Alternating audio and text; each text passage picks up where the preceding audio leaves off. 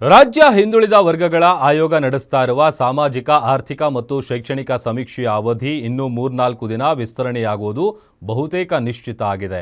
ಈ ಬಗ್ಗೆ ಹಿಂದುಳಿದ ವರ್ಗಗಳ ಆಯೋಗದ ಅಧ್ಯಕ್ಷ ಮಧುಸೂದನ್ ಗ್ಯಾರಂಟಿ ನ್ಯೂಸ್ಗೆ ಹೇಳಿಕೆ ನೀಡಿದ್ದು, ಸರ್ವೆಗೆ ಯಾವುದೇ ಡೆಡ್ಲೈನ್ ಸರ್ಕಾರ ಕೊಟ್ಟಿಲ್ಲ ಅಂತ ಸ್ಪಷ್ಟಪಡಿಸಿದ್ದಾರೆ. ಜಾತಿ ಸಮೀಕ್ಷೆ ನಡೆಸೋ ಅವಧಿ ಮುಂದುವರಿಕೆ ಆಗೋದು ಫಿಕ್ಸ್. ಕಾಸ್ಟ್ ಸರ್ವೆಗೆ ಯಾವುದೇ ಡೆಡ್ಲೈನ್ ಕೊಟ್ಟಿಲ್ಲ ಎಂದ ಆಯೋಗ. ಗ್ಯಾರಂಟಿ ನ್ಯೂಸ್ಗೆ ಹಿಂದುಳಿದ ಆಯೋಗ ಅಧ್ಯಕ್ಷ ಮಧುಸೂದನ್ ಹೇಳಿಕೆ.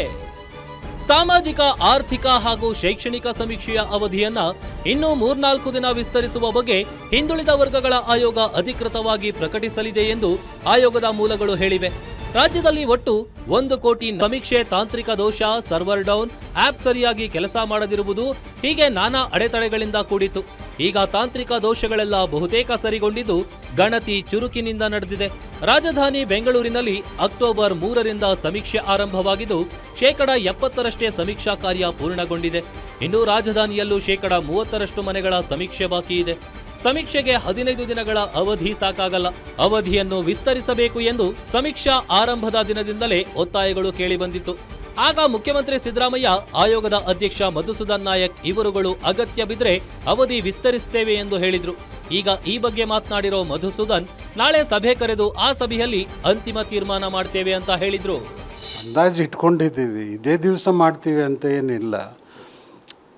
ಅಕಸ್ಮಾತ್ 7ನೇ ತಾರೀಕು ಮುಗಿದಿದ್ರೆ ಶನಿವಾರ ಅರ್ಧ ದಿವಸ ಇರ್ತದೆ ಟೀಚರ್ಸಿಗೆ, ಭಾನುವಾರ ರಜೆ ಇರ್ತದೆ, ಆವಾಗ ಮುಗಿಸ್ಕೊಡಿ ಅಂತ ನಾವು ರಿಕ್ವೆಸ್ಟ್ ಮಾಡಲಿಕ್ಕೆ ಅವಕಾಶ ಇದೆ ಅಂತ ಹೇಳ್ತಾ ಇದ್ದೇನೆ.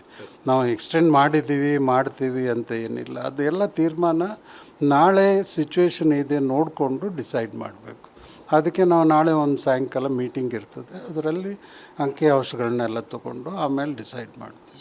ಆಯೋಗ ಒಂದು ವೇಳೆ ಅವಧಿ ವಿಸ್ತರಿಸಿದ್ರೆ ಶಿಕ್ಷಕರ ದಸರಾ ರಜೆಯು ಮುಗಿಯೋದ್ರಿಂದ ಸಂಜೆ ವೇಳೆ ಇಲ್ಲವೇ ಶಾಲೆಗಳಿಗೆ ರಜೆ ಹಾಕಿ ಶಿಕ್ಷಕರು ಸಮೀಕ್ಷೆ ನಡೆಸುವ ಅನಿವಾರ್ಯತೆ ಎದುರಾಗಲಿದೆ. ಇದೆಲ್ಲವನ್ನ ಆಯೋಗ ಯಾವ ರೀತಿ ನಿಭಾಯಿಸುತ್ತೆ? ಸಮೀಕ್ಷೆ ಅವಧಿಯನ್ನ ವಿಸ್ತರಿಸಿ ಯಾವ ಸಮಯದಲ್ಲಿ ಸಮೀಕ್ಷೆ ನಡೆಸಿ ಎಂದು ಶಿಕ್ಷಕರಿಗೆ ಹಾಗೂ ಸರ್ಕಾರಿ ನೌಕರರಿಗೆ ಸೂಚನೆ ನೀಡುತ್ತೆ ಎಂಬುದು ಕುತೂಹಲ ಮೂಡಿಸಿದೆ. News desk, guarantee news.